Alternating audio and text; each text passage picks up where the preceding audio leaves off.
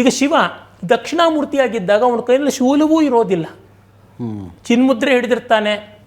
ಎರಡೇ ಹಾಳೆಗಳ ಪುಸ್ತಕ, ಒಂದು ಪರವಿದ್ಯೆ, ಒಂದು ಅಪರವಿದ್ಯೆ, ಒಂದು ಲೌಕಿಕ, ಇನ್ನೊಂದು ಆಧ್ಯಾತ್ಮಿಕ, ಎರಡು ವಿದ್ಯೆಗಳಿಗೆ ಎರಡು ಹಾಳೆ, ಇನ್ನೊಂದು ಕಡೆ ಚಿನ್ಮುದ್ರೆ ಅಂತ. ಜೀವ ಬ್ರಹ್ಮ, ಈ ದೇಶಕಾಲ ವಸ್ತು ಪರಿಚ್ಛೇದ ತ್ರಿಗುಣ ಈ ಥರ ಅದಕ್ಕೆ ಅತೀತವಾದದ್ದು ಅಂತ ತೋರಿಸುವಂಥ ಸೈಲೆನ್ಸ್ನ ಕಮ್ಯುನಿಕೇಷನು.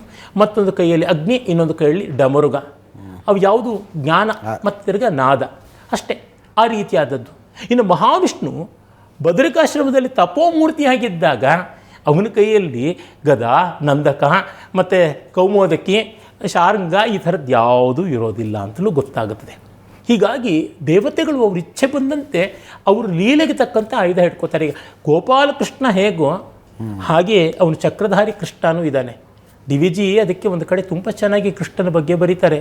ವೇಣುಸ್ವಾನಮೋ ಪಾಂಚಜನ್ಯ ರವಮೋ ಗೀತೋಕ್ತ ಗಾಂಭೀರ್ಯಮೋ ಮೌನಿ ಸ್ನೇಹಮೋ ಗೋಪಿಕಾ ಪ್ರಣಯಮೋ ಕೌಂತೆಯ ವಾತ್ಸಲ್ಯಮೋ ಸೇನಾ ಅನಿತ್ವಮೋ ರಾಜ್ಯತಂತ್ರ ನೇಮೋ ಚಕ್ರಾಸ್ತ್ರ ಸಂಧಾನಮೋ ನಾನಾ ಜೀವನ ಧರ್ಮ ರಂಗಗಳೊಳ ಆದರ್ಶಂ ಯಶೋದಾಸುತಂ.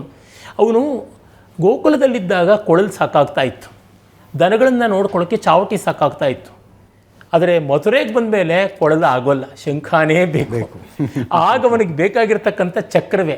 ಅಂದರೆ ಜನವನ್ನು ನೋಡಿ ಅದಕ್ಕೆ ತಕ್ಕಂಥದ್ದು ಅಂತ ಮಾಡಿಕೊಡ್ರೋದು ನೋಡ್ತೀವಿ. ಶ್ರೀರಾಮನಲ್ಲಿಯೂ ನಾವು ಅದನ್ನೇ ಕಾಣ್ತೀವಿ.